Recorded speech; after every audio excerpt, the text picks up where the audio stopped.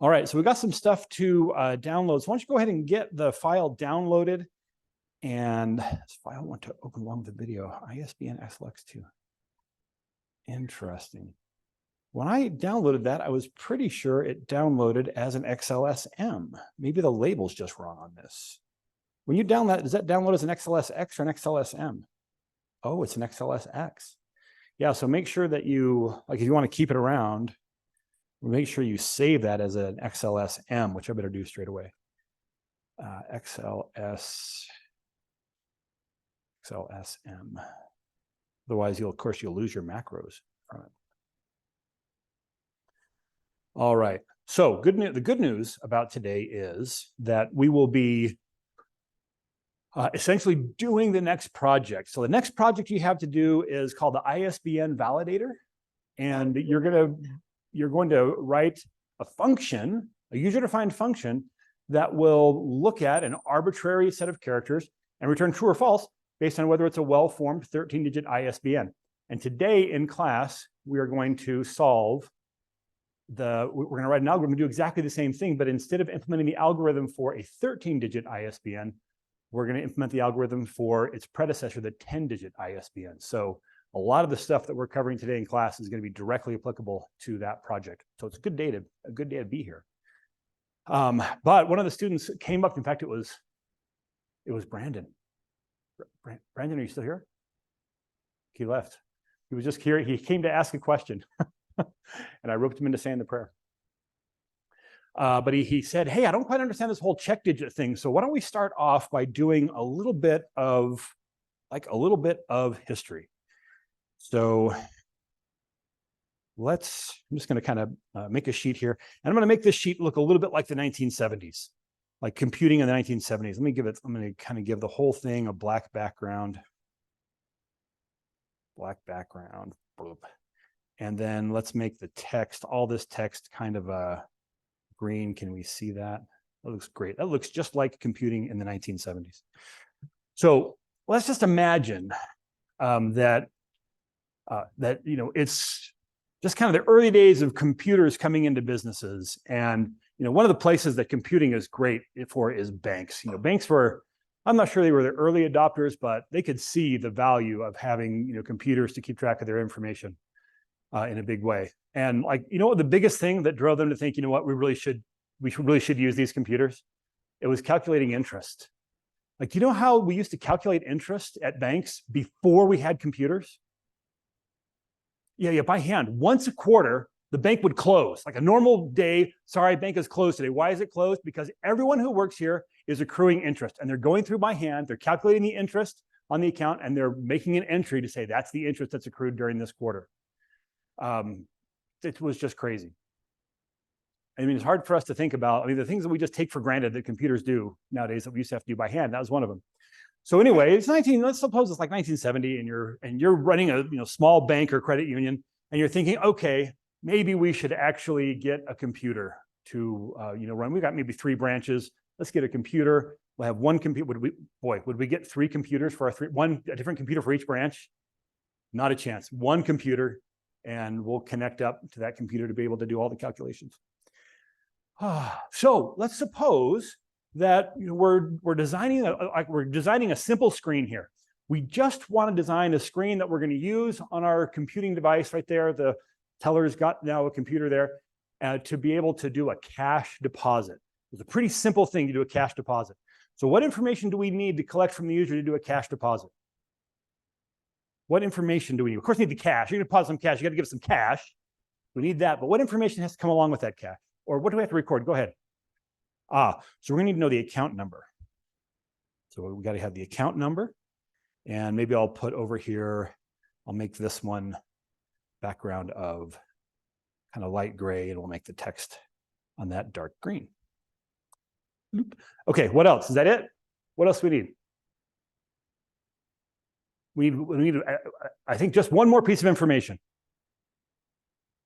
to record a cash deposit, the amount. And probably the date, but if they're just doing the deposit right there, we can just read the date off the system clock. So it's a nice thing. Don't have to type in the date. We got the date, just those 2 things. Now, what what are the dangers in doing this data entry? What could possibly go wrong entering data this way? Go ahead. Okay, so something could be typed in wrong. Now, good news is, like, you've got the amount of money there. So, and chances are the person depositing the amount knows the amount, and they're saying this is the amount, you're going to count it out. And so you're going to know what the amount is. You might type it in wrong, but that's probably not where the real danger is in typing it wrong. There's a couple of opportunities to catch that one, because like both of these folks know what the value should be, and we can catch that if it's wrong. But typing in that account number could be problematic. So, man, like typing account number by, wrong by one digit, that's going to be a problem. Because if we did, type, instead of account number 4565, we do 4656.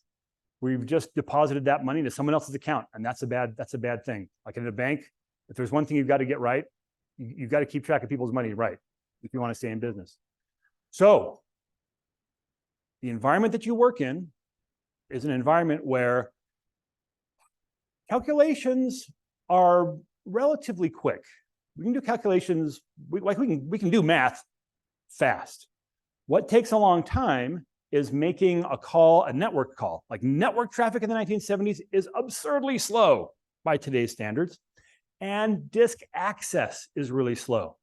So we want to think about an environment where it's expensive to make a request across a network, and it's expensive to go look something up on the database of the bank. We want some way that just involves like processing. We want some way to be able to get some of assurance that we've got the account number typed in correctly. What are some thoughts? Put your 1972 thinking caps on and say, what might you do? How would you change the process instead of just typing it in to be able to get this to be a little bit more sure that you've got the right account number typed in? Any ideas? Go ahead.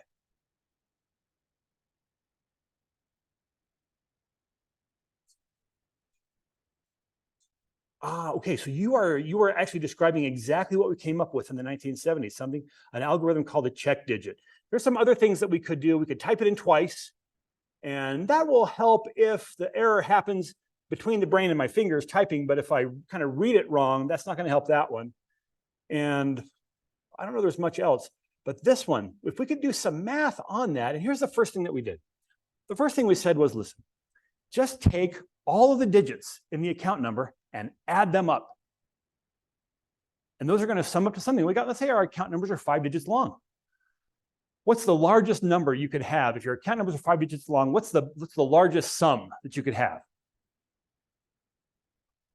Yeah, so 2 digits. It's only 2 digits long. So 45 would get it. Anywhere between, could be between 1, and I guess you don't have an account number 0, but you have an account number 1.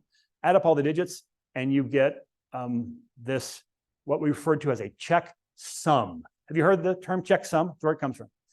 So we had this thing called a check sum. And check sum basically is just that. Add up the digits of the real account number, they sum to something, and then when we're making these accounts, that becomes a part of the count number. So our account number goes from 5 digits to 7 digits. But now, someone types in that 7-digit account number, and we can immediately check to see if the first 5 digits total the last 2 digits. Pretty smart. I don't know who thought of this, but that was great. And this says, because now if you make a mistake in the first 5 digits, for that thing to check, you have to also make a counterbalancing mistake in the last 2 digits. And the likelihood of that happening is really, really low. So this is great. Question. Oh, the most common mistyped number is what? What is it? It's 2 transposed numbers. And so if I transpose 2 numbers, then I've made 2 mistakes. I've typed 2 numbers wrong in the account, and they happen to counterbalance each other. And that's the most common mistake. So checksum was a great step forward in data entry, but we had this transposition problem. And the transposition problem, we had some really smart people think about the transposition problem, and they came up with like checksum 2.0, which was referred to as a check digit.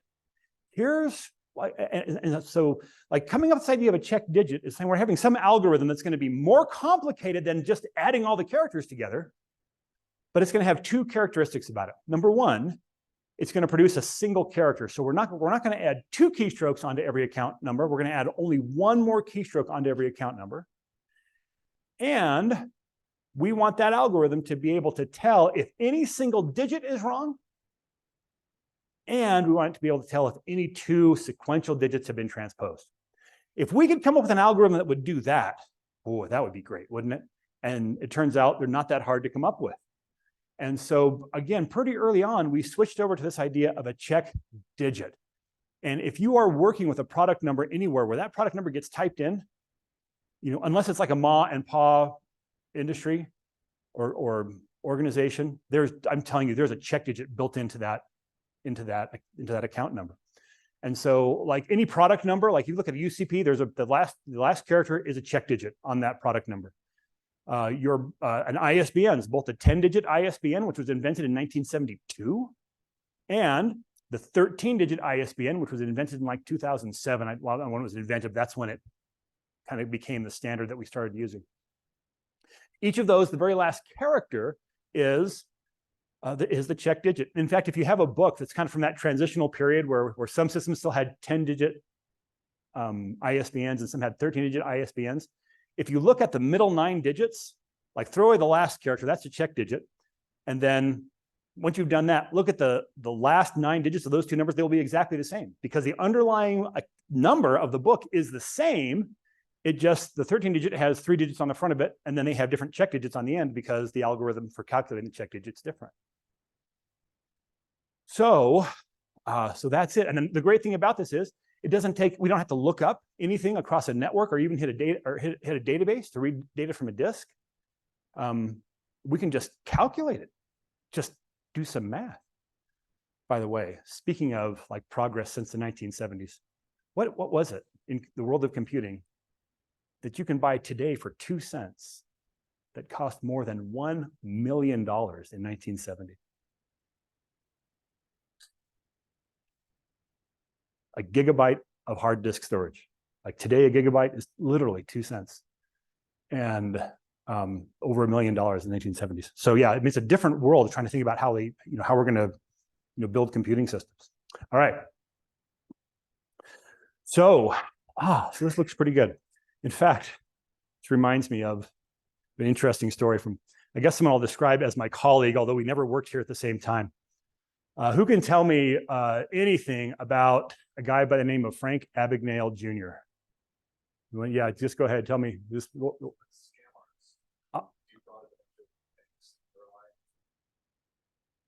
Yeah, he was like one of the most creative financial instrument fraudsters of the 20th century. Perhaps he may hold the top spot. So if you ever saw the movie Catch Me If You Can, that was made after him. Well, I got to tell you, if you're like famous enough to have them make a movie about you, and they choose Leonardo DiCaprio to play you got to feel pretty good about that. He doesn't look anything like Frank Abagnale Jr., but it's good. It's good. But the book was better. In the book, you find out that he claims to have actually gotten a job as a professor at BYU. And BYU denies this, by the way. I'm not sure who we really should believe in this situation, but you got a job as a professor teaching psychology here at BYU. This reminds me of his very first financial instrument fraud. So I think his very first fraud was using his dad's credit card to buy tires and then returning them for cash. And he would make a deal with we used to buy tires at service stations, so don't do that anymore. But he's like, listen, I'm going to buy this on the credit card, and then I'm going to return them. You give me cash for these tires, and you don't have to give me the full amount. Give me back 80% of it. You make some money. You still got the tires, and the service stations are all. That sounds great. How did they find out this fraud? I mean, this is going to hit his dad's statement, of course. But has anyone read the book? Do you know how this happens? This is like crazy. The credit card company calls up his dad, and says, man, you really got to think about replacing that car, because do you realize how much money you have spent in tires this month? Like they alerted him even before the statement came that there was something fishy going on. And they thought it was just, man, you should think about getting a different car. But his first financial instrument fraud was brilliant. It was this. How many of you have ever, wow, you may not even do this anymore, have ever gone into a bank and made a deposit? Oh, wow, like more than half of you. That's amazing. And did you have to fill out a deposit slip? If you've ever had to fill out a deposit slip, raise your hand. Like I filled out a deposit slip for a transaction lately. I went in to deposit some checks and the teller's like threw it away, like literally didn't even look at it and then just filled the information in from the checks. So that's a common thing, you know, and if you have a checkbook, you always in the very back of the register comes a few deposit slips that are made for that account. But if you don't have the deposit slip that's like already pre-printed for your account, they've got a thing called like a counter deposit slip just there at the bank, just a bunch of blank deposit slips. And it used to be like, you know, back in the 70s, 80s, like you had to fill out the deposit slip to be able to make the deposit. And so Abagnale like realizes that it's really common for people to come in, pull that deposit slip, fill it out, and then like use that one. And if they filled in their account number, the teller would just type the account number in and move on because it's like they're dealing with a screen like this. I got the account number, I got the amount, and we're off and rolling. And so he thought, if I could get my account number onto their slips, that would be great. So he goes into the bank and he just takes a stack of these account slips, these deposit slips, back to his apartment, rolls them into a typewriter, and he types his account number onto the form. And then what does he do with them? He goes and puts them back on the counter at the bank. So when Edna comes in to cash or to deposit her Social Security check, she does the same thing she's always done. She picks up the account number or picks up the slip, fills out her information, not the account number. She doesn't even notice that it's been typed in there, takes that up to the cashier. The cashier's, oh, hello, Edna. Oh, I see you put your account number in here. That's great. Types in the account number, makes a deposit, off and running. A week later, he makes a withdrawal, probably by check, closes the account, and he's gone. Anyway, happened to be right here in this space. He was the first one to realize that if you like printed checks that had, you know, those little funny looking numbers at the bottom of your check, there's a magnetic ink that automatically routes the check. We used to actually like send the check back to the originating bank for it to clear. And how would you know that a check cleared? Like, how does a bank know that a check, even today? Well, maybe not so much today, but back then, how did you know that a check cleared? How would you know if a check didn't clear? Yeah, the check comes back, it's stamped non-sufficient funds. Like that piece of paper went back to the issuing bank. The bank's all, nope, not enough money to do this. They send it back. And that process would take about a week for those to get like from one side of the country to the other. You're like the first one to realize that if you printed a check and it had, you know, it was drawn on a bank in the East Coast and the number encoded on the bottom told it to route to the West Coast, it would take a month for that check to clear. And so you could deposit that check, and after a week, the bank will release the funds thinking, oh, it's cleared because we haven't gotten it back. It must have cleared. He would go in, write checks for a month, all get them cleared, and then again, close the account, disappear before all these checks are coming back. He works for the FBI now, trying to figure out how to stop people from doing fraud, but spent some time in prison over that. All right, yeah, so don't be thinking of today's lesson as, I could go start a life of crime. I've got some good ideas. All right, so let's go ahead and look at then the algorithm that we're going to try to implement. So here's the, oh, you know what, maybe we should look at it here. I think I've got a link. So here's the ISBN page at Wikipedia. And here's the calculation for the 10-digit algorithm. Yeah, so here's kind of spelling it out, how we do the 10 digits. So here's ISBN explaining how this algorithm works. And I think this might be a little bit more helpful. So here's the idea. We have these 10 digits. The 10th digit is the check digit. So this is solely to make sure the other 9 digits are typed in correctly. They're entered correctly. And somehow I lost the lines on this. But what this is saying is, here's the algorithm. You take the first number, you multiply it by 10. You take the second number, multiply it by 9. The third number, you multiply it by 8, and so forth, on down to your 9th number, you multiply it by 2. And then you sum those up. And that is going to give you like this number. Next step is you take that number, you divide it by 11, and you ask, what's the remainder? So this operation modulus, mod is how we say it in VBA. Take this number, mod 11 gives us the remainder. So if I take that number, divide it by 11, the remainder is 5. You remember long division from 4th grade? You had to kind of work it out and end up with a remainder. That's what we're talking about. Then the next step is you take 11 and you subtract whatever that remainder was.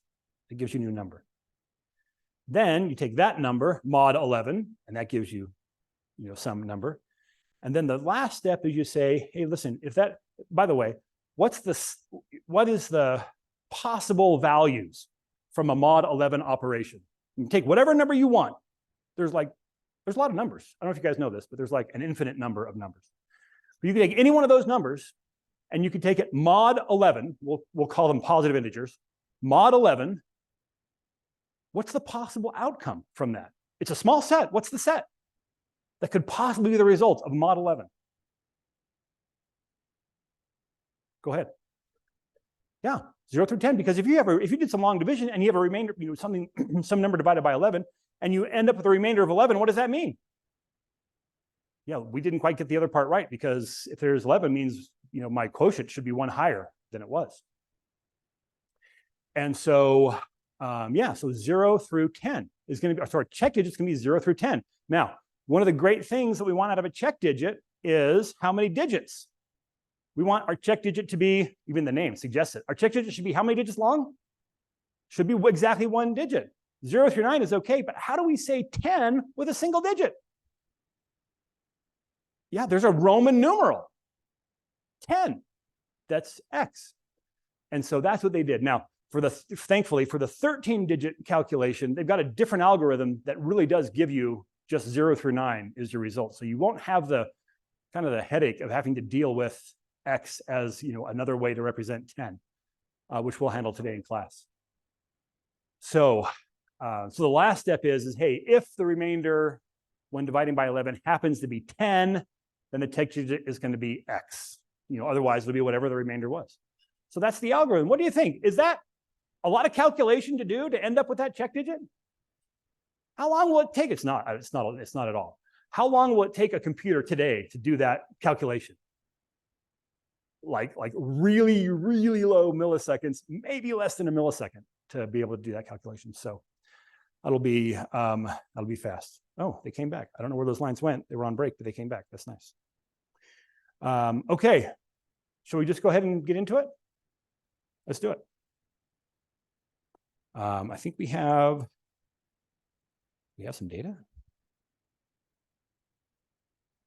Oh, would have been nice if I'd given us some data to work with. That's all right. Let's go ahead and take a look and see where our code is starting.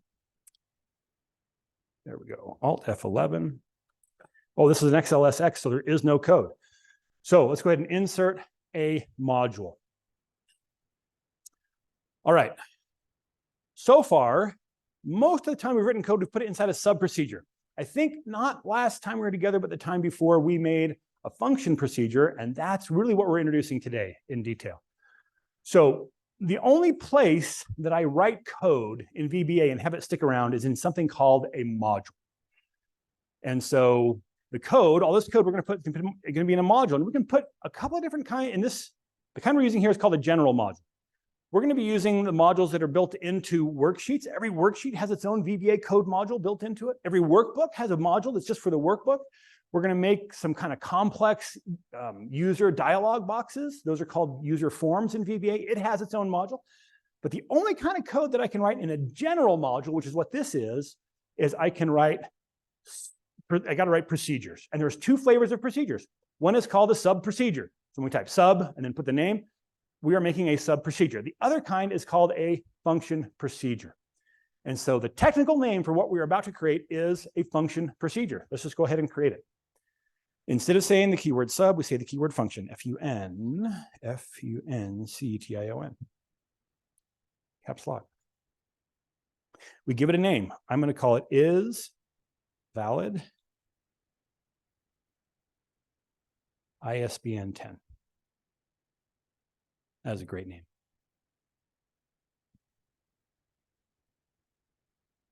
Now, there's a fundamental difference between function procedures and sub procedures. Almost everything about function procedures and sub procedures is exactly the same except for one characteristic. Does anyone know what that characteristic is? I'll get you started with it. A function procedure is exactly the same as a sub-procedure, except when it is done running, it sends a value back. So sub-procedure is a list of instructions for the computer to go and do something. But a function procedure is a list of instructions for the computer to go and do something. But when it's done doing it, it sends a value back to where it was called from, which means that I can use that any place in Excel that I can just drop a value in. Now, it's probably a little too strong, but in many places that I can put a value, I can actually call this function that I'm about to create. Let's go ahead and, because it returns a value, it's going to be a value of some data type. And so I'm going to go ahead and give it a data type the same way that I give a variable a data type. So if I'm declaring a variable, say I wanted to create a Boolean variable, something that's going to hold just true or false. I would say dim, D-I-M, the variable name, and then what do I say after that? I want to make a Boolean variable. Dim, here's the name of my variable, and then what? As Boolean. It's the same way, that's how you set a data type. That's the same way that we set the data type of the function. So if we want this function only to be able to return true or false, which we do, then after the name of the function, we're going to come here and we're going to say as Boolean. So we're setting up, we're saying what kind of data is this thing going to return? Now, every variable type in VBA has a default value, which is really great. Because like in some other programming languages like C, you allocate a variable and it says, great, it's the same process. Here's some memory. There's a memory address that's now allocated to your program, and the interpreter or the compiler is going to keep track of the name that you use that. And it's exactly the same we do it in VBA. But what it says is, well, what's that variable going to start with? And the answer is, you know what? That location in memory is full of a bunch of ones and zeros. I don't know what it is, but whatever it is, those ones and zeros are still there. So you can declare a number variable in C, and there's some number. It's already some number, and you have no idea what number it is. But just whatever the ones and zeros happen to, that happen to be there, that's the number you would start with. So in a language like C, you always have to start. You declare a variable, you better start by setting that variable to something that you know what it is to start with. But in VBA, that happens automatically. Every numeric variable starts at 0. Every string variable starts as a 0-length string. I think a date variable starts at whatever date index. I think it starts at 02, whatever date that happens to be.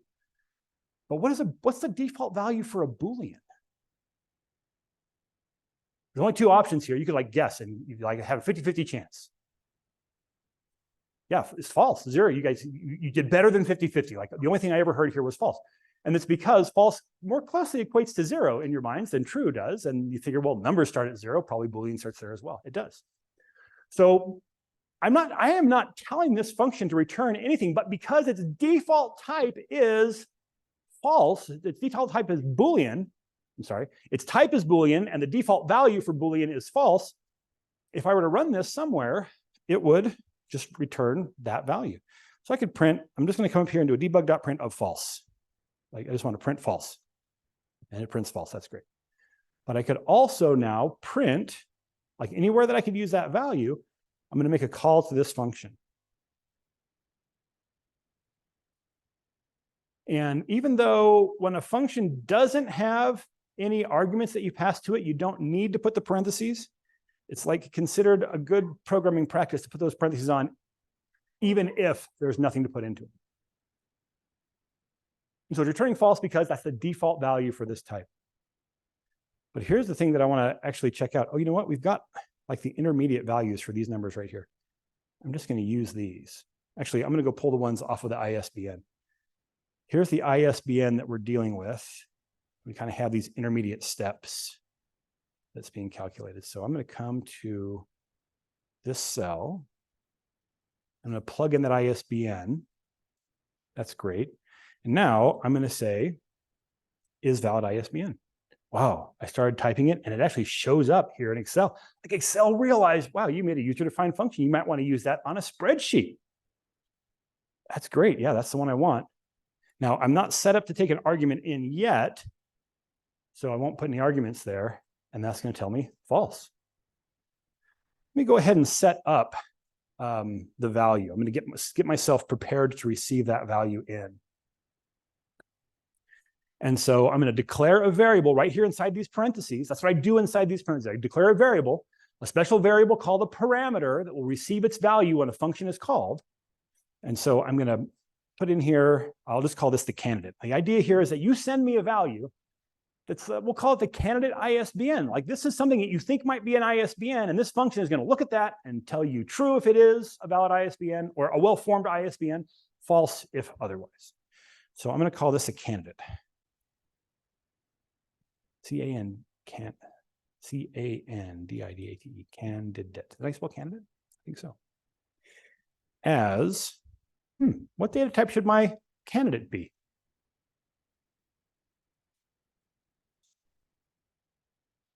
Well, it's going to be a parameter. So when I declare a variable inside these parentheses, that is a parameter. It is a variable. I mean, it has every characteristic of a variable, but it's a special variable called a parameter. I think I heard it.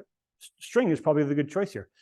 Now, you might be tempted when you're doing your 13-digit ISBN to just take a number because those are numeric.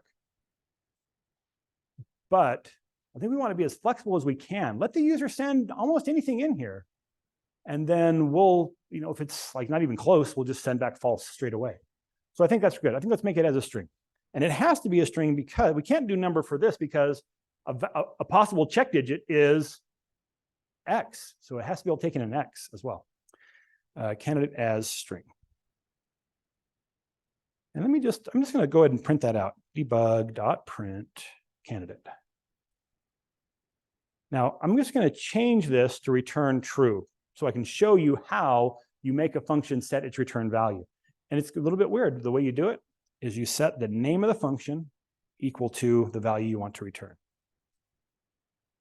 Now, ultimately, we've got to implement all those calculations that we saw over here on our spreadsheet to be able to determine that. But now, instead of returning false, it's going to return true. So I'm going to go back to my spreadsheet, and I'm going to modify the call to this function so that it sends in the ISBN candidate. It'll get printed out into my immediate window when it runs, and it will now return true instead of false. So I'm going to go do that. So now instead of ISBN 10 with nothing in it, I'm going to say bring in that value right there. So I'm going to set this up the same way that we do any other, we create any other formula or use any other existing function. And when I hit enter, that's going to say, oh, well, we got a new value here. We got to go calculate. We got to run that function, see what the result is. And it should now put here whatever this function returns, which now should be true. So now it's returning true. And of course, we haven't done the calculations yet, but we can see that it's done that. Now my ISBN is 0-306. So if I come over here, I should see that in my immediate window. Yeah, there it is, 0-306. So that's where this debug.print ended up sending it out. All right. Okay, so I think before we start doing these calculations, it would probably be a good idea for us to make sure that, there's like some easy checks that we can do and know immediately this cannot possibly be a valid 10-digit ISBN. What could we do? What can we check? Just with some of the things we've learned, maybe some of the things we learned last time we were together. What could we do to look at that candidate and say, oh, you know what? No, there's no way this is a valid 10-digit ISBN. If it's got less than 10 digits, there's no way it's a valid 10-digit ISBN. I don't have to look very hard at all at that one. And that's kind of such low-hanging fruit. Why don't we just do that right up here? So let's take a look at, kind of one way to kind of validate that input, that data that's coming into this function, we want to validate it. Let's just put an if statement right here. And let's say if the length of my candidate is less than 10, then, now in this case, we just want to return, we don't want to put up the last thing we want to do is put up a message to the user, right? This is going to be a function. They're going to probably run this against 100 different ISBNs, like copy this formula down in their spreadsheet. And so don't display anything. How do we say that's invalid? What do we do? Yeah, we just got to send back false. And unless I tell it to send back true, it is going to send back false. And so there's something really handy I can do right here. I can just say exit function. If I haven't told it to return true, it is going to return false. And so if it's less than 10 digits, there's no way it could be valid. Get me out of here. It will return false, and I'm done. Now, if it's at least 10 digits, could it possibly be valid if it's 11 digits? You're saying yes. Why? Yeah, that's what we did here. We like put in fact, I guess I'll leave it there. This has got a 10, 11, 12, 13. It's got 13 digits. So I think our next step is to say, well, we know it's at least 10 digits now. Let's go ahead and throw everything out that's not a possible valid character. And so what kind of separators have you seen? In fact, if we look at that ISBN, like the first digit, like it tells you something. The next 3 digits like tell you who the publisher is. The next segment does something else. So if you know something about ISBNs, you can look at that. And the reason they're grouped is because you can look at those different groups and you can tell something about the book by looking at that. If you know the code, if you know the secret code. So what separators have you seen? We see dashes here. What else have you seen in ISBNs to separate those segments? You guys have looked at a lot of ISBNs in your life. You probably haven't paid a whole lot of attention to them. Anything else? Any ideas? Spaces is common. And there's one more that's probably not as common as either a hyphen or a space, and that's a period. So those 3 things are common. But you know what I'd like to do? I would like to say, listen, there are 11 characters that are valid. That's any digit and the letter X. And I would just like to ignore anything else. So if someone gets the urge to put in tildes between them, or I've actually seen slashes between them as well occasionally. And so if someone comes up with anything else, like someone wants to separate the numbers with a lowercase a, I'd be okay. I'm just going to throw away everything that's not a valid character for my 10-digit ISBN.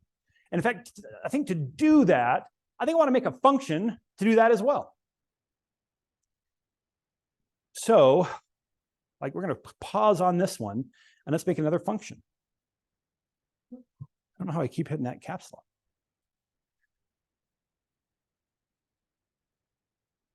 When I was a younger man, I said, someday someone will invent a keyboard, but the caps lock is far, far away. And when they did that, I would buy that keyboard. I've never seen that keyboard until like just last night. Like last night I was looking at I bought a computer not too long ago, a Chromebook. That'd be nice to have a little Chromebook just to kind of see what they're like. And there's no caps lock. Or if it is, it's not in the right place, which I'm thrilled about because I never want my caps lock on. Anyway, function. Oh, let's call this valid characters.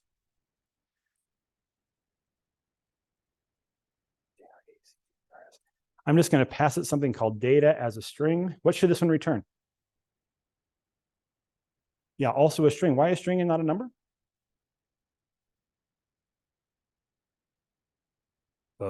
S-T-R-I-N-G. Yeah, because we've got to deal with that X. All right. Oh, boy. What? Oh, you know what? We did something really similar to this, didn't we? We made one called numbers only. Oh, we should be able to, we don't have to think too much about this. This is going to be almost the same as that numbers only function that we made. So let's just go ahead and do something really similar. So I'm assuming that you've seen something like this before. Dim X as an integer. Dim 1 char as a string. Dim temp as a string. For X equals 1 to the length of my data. Next, 1 char is equal to, I'm just going to look at one of those characters. The first time through this loop, I want to look at the first character. The second time through the loop, I want to look at the second character. Well, that's exactly what X is going to do. X is going to go from 1 to however many characters there are. So the first time through the loop, X will be 1. So if I say use the mid function, look at my data, start with X and take 1 character, that will give me the first character the first time through the loop, the second character the second time, the third character the third time, and so forth. Now I'm going to say if is numeric. So is numeric is a function, returns true or false if the string that I give it can easily be converted to a number. I think we looked at this last time. So I'm gonna look at one char.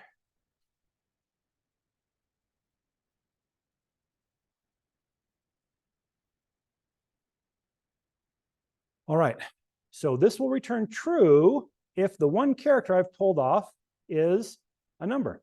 What do I want to do if it's a number? If it's a number, it's a keeper. So I'm just going to say that temp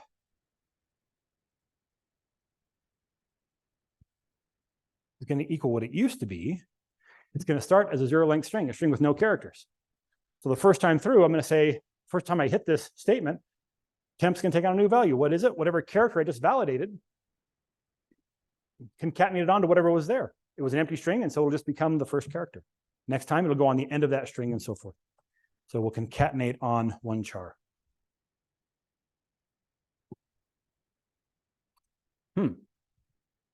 Now, there's another possibility, and I could do it with an else if, or I could do it with an or clause right here.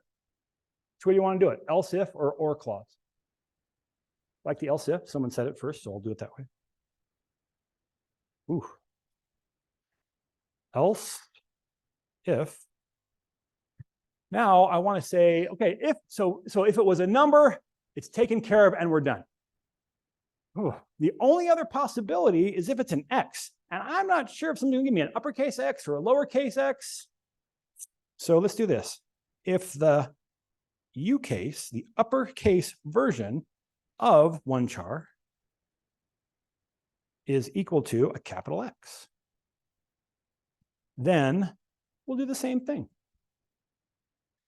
Because it's doing the same thing, I think I would probably really favor doing this as an or clause. Anytime you're saying I've got the same block of code happening in two different places, it ends up being a little bit dangerous. Not so bad here because it's only one line and they're right next to each other. But if you ever say, oh yeah, I'm doing the same thing, just copy that code and paste it somewhere else. It's always a little bit dangerous because in the future, you're going to come back and say you need to change what that's doing and you'll forget there were two places. You'll change it in one place, which is the one that works 98% of the time. And then the 2% of the time that it hits the other one, it'll be wrong. But I think we're okay with this one. If it's not either of those two things, what do I want to do with it? I don't think I want to do anything. I don't think I need an else here, because if it's not, I'm just going to not include them. And then ultimately, when I get to the end of this, I'm just going to return whatever I've accumulated in my temp variable. So valid characters equals temp, and that should return it. I'm going to go ahead and just check this one.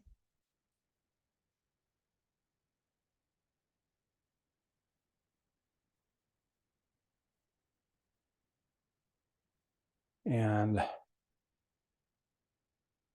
take the actual one that I'm working with, and let's see what that returns. Is that right? 0, 306, 406, 152, 306, 406, 152, yeah. If this had an X on it somewhere, the X will come back in it. If it's got like some other, oh, it looks like I'm swearing.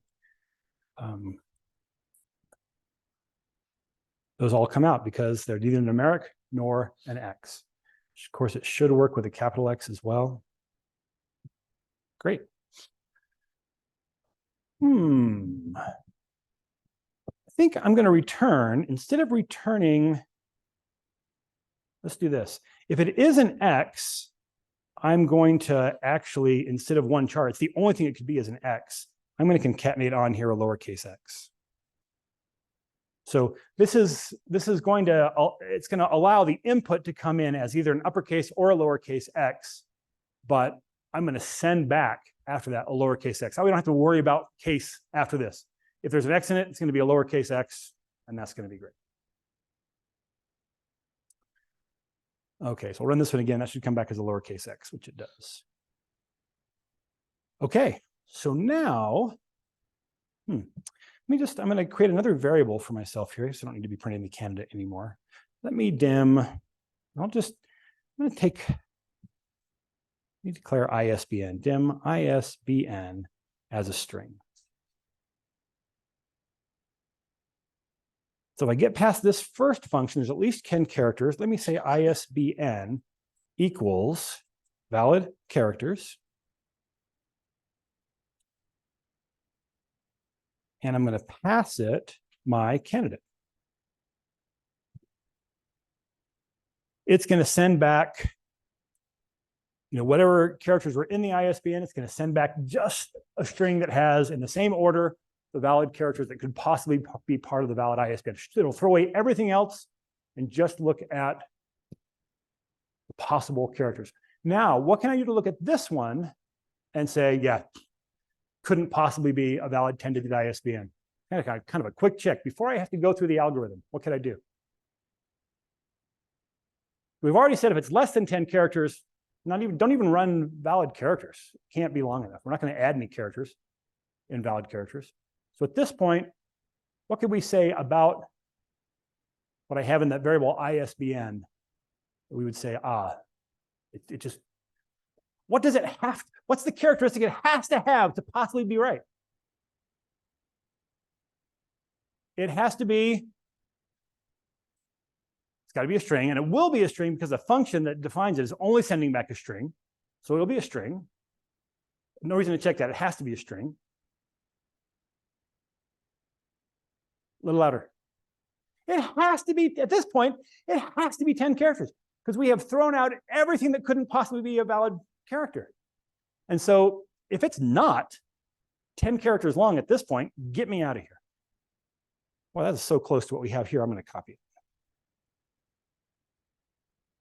And I'm just going to say if not length of candidate. Oh, whoops. Length of, this is funny. This is totally in the wrong place. Length of candidate less than 10. This should be length of candidate equal to 10. So if this whole part is true, then my whole expression will be false. Let's see. What I'm saying is that if it is 10 characters, this will be true. And if it is 10 characters, I want to keep going on. So if it's anything besides 10, then this will be false.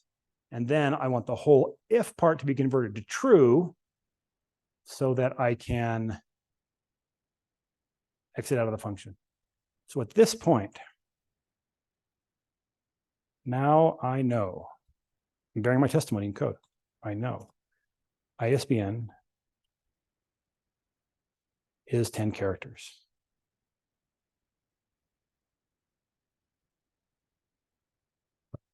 Okay, we made it here.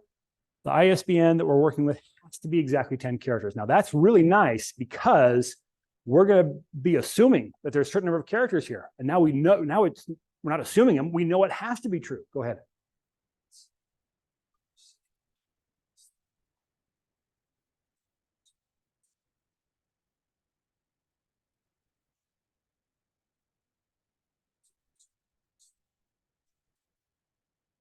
Oh, yes. Thank you so much. Yeah, absolutely. What you get for copy and paste. You copy it, you paste it, and then you forget to change it. Thank you. Right, because we're definitely saying, take whatever the candidate was, feed it through this filter called isValid characters. That comes back as ISBN. We're going to look at ISBN, and that's when we're getting out. Oh. Okay. I think at this point, I'm ready to separate off the check digit. I don't need that check digit. Yeah, I don't think I think I'd like to, probably could leave it together, but I'm going to separate it off.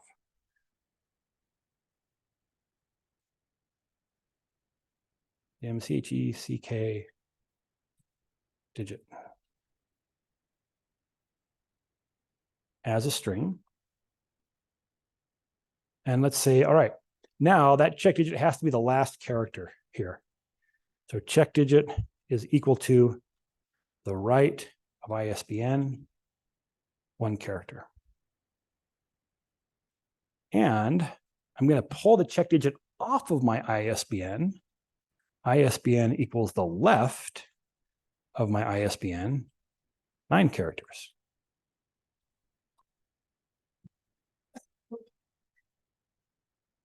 So this is going to take that 9th digit off of my ISBN, and it's going to put it into its own variable check digit. So now in my ISBN, I've just got the 9 characters that I have to use to do the calculations. Because the idea here is I take those 9 characters, I run it through whatever algorithm does the calculations, and then I check to see if whatever that algorithm produced is equal to the check digit. And if it is, it's valid.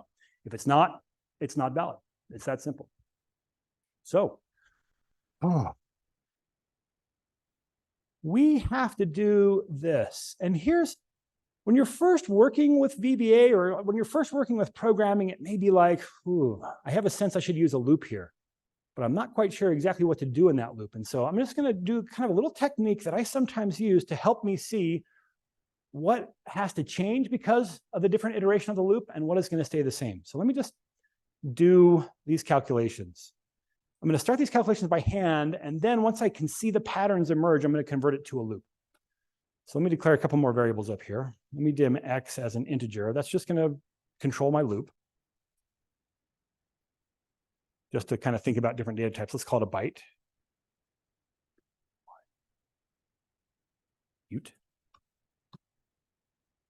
Valid range for byte, 0 to 255. I'm not going to use it till after I know I'm down to just exactly 10 characters, so it's going to be plenty big. And let me also dim a checksum. This will be, let's see, I'm just going to have to multiply. I don't think this could ever be larger than 32,000.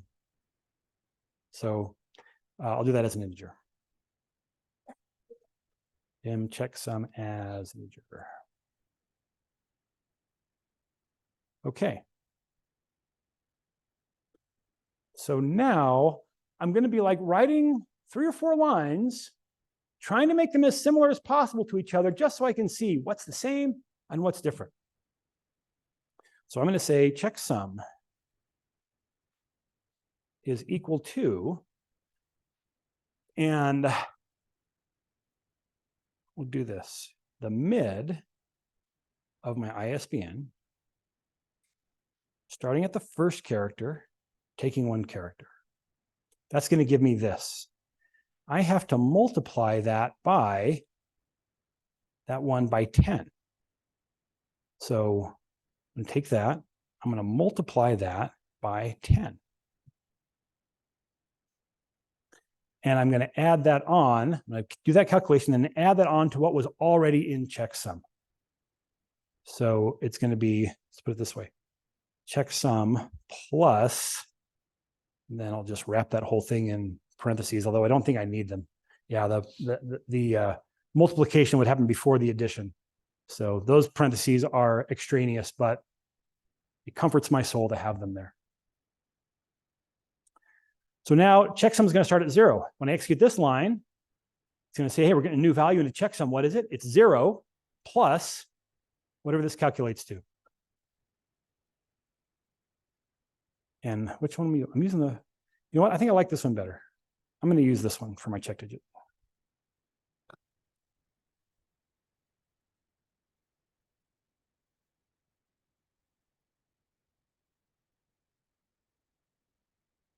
I like it better because it doesn't start with 0. I'd like the value checksum to change straight away. I'll go ahead and put some hyphens in here.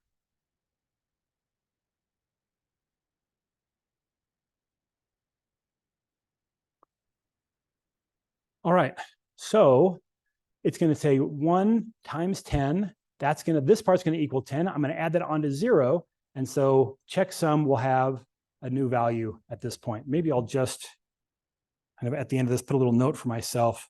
Checksum is going to be 0 at this, it's going to be 10 at the end of this.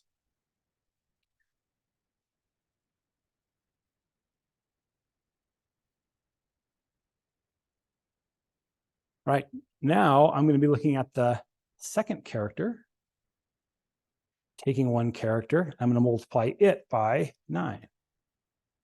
And so that's going to take, so that's 10. 4 times 36 plus 10, 46. So my checksum is going to be 46 at the end of this. Let me do one more, and then I can see the pattern that's emerging here. Look at the third character. Multiply that one by 8.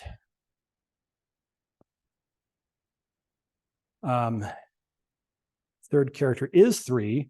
3 times 8 is 24. 46 plus 24. That's going to be, that gets us to 70.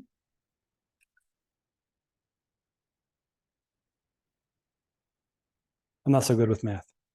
46 plus 24. Yeah, that's 70. Yeah. Oh, this one's here 36. This is going to be 60. Oh, you know what? I think it actually shows those intermediate calculations here. Yeah, 10, 36, 24.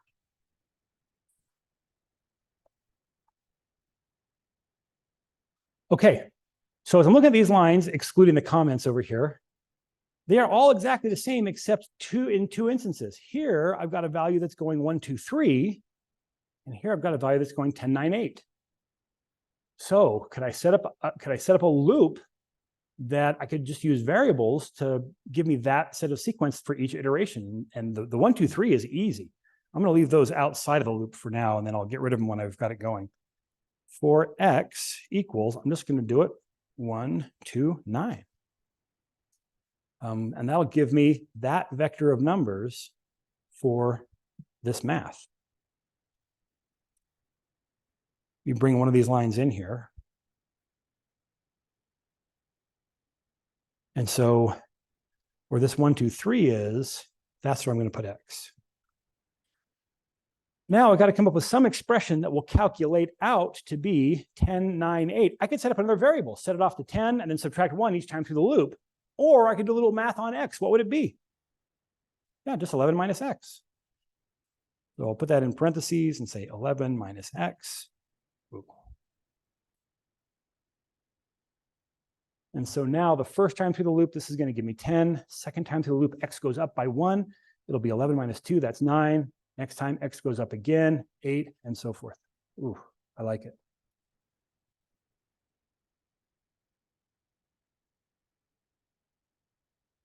So that should give me 236 if I've done everything right here.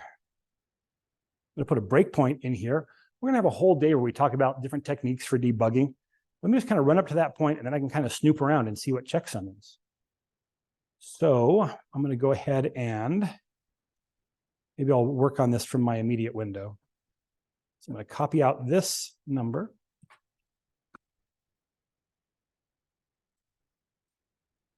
We're going to run isValid ISBN 10. I'm going to pass it that string to work with. And at this point, I should just be able to see what's in checksum. So I'm in break mode. I've got my yellow line here, so everything is suspended. I'm ready just to see what that value is. 236. So I've successfully built an algorithm that does this part. Ooh, I think I just have to go through these steps now. 236 mod 11. So, and in fact, I don't need 230. I don't need this value 236, going forward at all. So I'm just going to keep putting that into checksum. So I'm going to run this out again. So here's my next step. Checksum is equal to what it used to be, mod 11.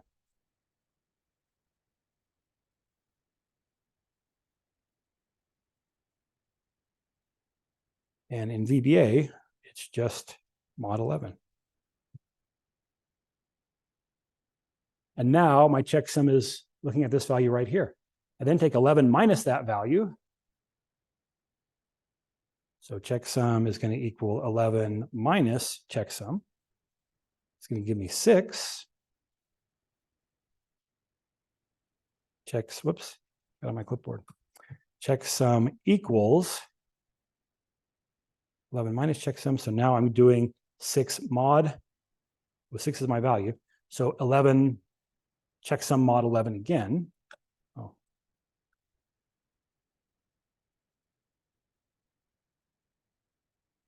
Then at this point, if it's 10, we've got something special to look at. So if checksum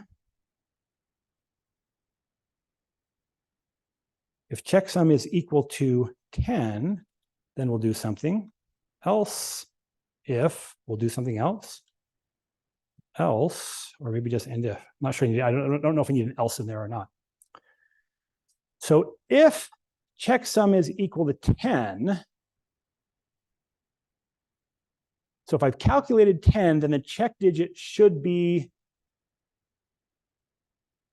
X. So I'll just put I'll put an and on here as well then. So if the checksum calculated was 10, and my check digit, which I think I stored in a variable called check digit, and my check digit is equal to X, make sure I make it a string X, then what does that mean? What do I know if this is true? It's valid. Yeah, I calculated 10 as the check digit. X was the actual check digit. That means it's valid. That's what that means. So I think I just want to bring my is valid ISBN true, put it right there. Okay, if that's not true, so if it wasn't 10, that means it's 0 through 9. So what's the check I want to look for here?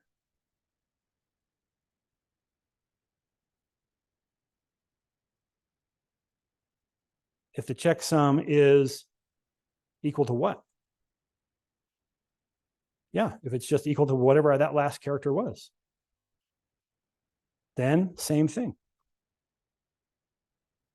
Then it's true. Is there anything else that could possibly make it true? Is there any other condition that could be a valid 10-digit ISBN? I don't think so. So we could put an else if here and say is valid ISBN equals false, but it's going to be false unless I hit one of these two trues. So I think that's it. If I've spelled the algorithm out correctly here, and I'm just wondering if I actually have. So let's run this and see what we get. So we would expect this to return true. Now for this, I'm going to run it, and it returns true. I should be able to change this to any other number. 6, 5, false. 4, false. 3, false. 2, any one should do. Okay, so let's go ahead and put back what it was. I think it was 6 to start with. And that should be true. And I should be able to change any one of these. That's false. That was a 4. But let me transpose. Let me put the 3 there and the 4 here. So there's two sequential digits transposed. False. We go ahead and pick up the one off of the ISBN. Here's a valid ISBN from our other example, or from that one's true. I would probably want to get a whole bunch of, I could probably find a list of ISBNs somewhere online and just put them in my worksheet and put it against that. Try a lot more to make sure it's false. And then make those changes to those, make sure they all come up false. And I feel pretty comfortable that I've implemented it correctly. But this then is the idea of calculating a check digit. And it's not so much that I'm trying to teach you to do check digits here. What's the likelihood you're ever going to have to implement a check digit? Well, this is kind of a nice one. Because if you're ever working with books, it would be nice to know if you had valid ISBNs in your spreadsheet. But usually, like the ISBN, like the check digit that you have, like in the accounts you might be working with, that algorithm is not known. And I'm not even sure if people like to publish them. Maybe your company wouldn't even tell you what the check digit is if you wanted to kind of implement it. But the real point here is learning how to create a user-defined function, a function that you can call from inside of a cell and have it do your calculations in VBA and spit something else back. So you can they got a lot of great functions in Excel, but they're not all there. How many have ever written like a function, like a formula that's as long as your arm? That's a technical term, as long as your arm. Now keep your hands up if you ever had one that maybe only had like 4 or 5 inputs and was still as long as your arm. Yeah, so if you've got something with just a few inputs and it's a really complex thing that's happening in that spreadsheet, you're much better off putting it into a function. Now, the problem with that is you've just turned what might otherwise not be a macro-enabled workbook into a macro-enabled workbook because it has to be a macro-enabled workbook to use a user-defined function. So I'm not sure I would do that if that was the only VBA I had, but if I had other VBA in there, I would definitely say, get that calculation out of the cell, get it into VBA where I can document it a lot better, and then just have it call it. All right. What else do we have to do to get this project done? One of the things that's different about the 13-digit ISBN, in the 10-digit one, we treat all the digits uniformly. We just say, take this one, we do the same thing to each one of those digits. In the 13-digit ISBN, you have to treat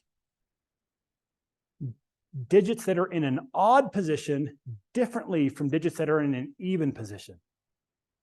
So, like in this loop that I have right here, I would want to be able to say, hey, if X is odd, I'm going to do one thing. If X is even, I'm going to do something else. So how can I look at X and know if it's odd or even? We have seen enough in class today to make this determination. So it turns out there's no function built into VBA that tells me if something's odd or even. So just using the math that we've seen today, how could we tell if a number's odd or even? Go ahead.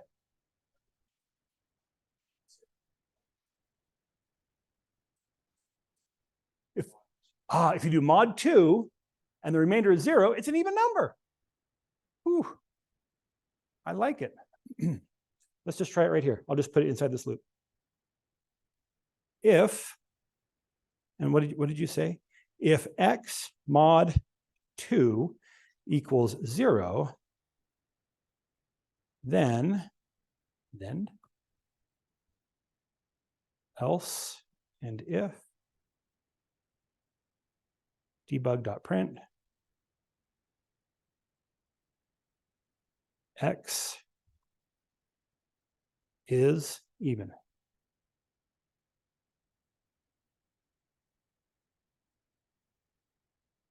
Otherwise, is event.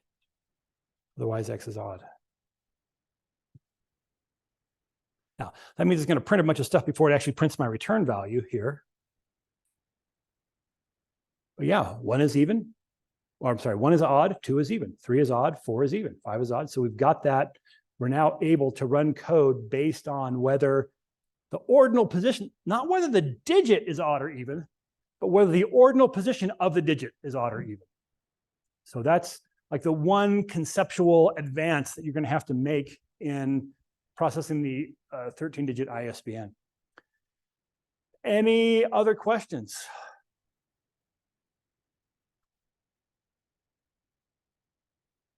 I think in the assignment, I give you I kind of break the algorithm down.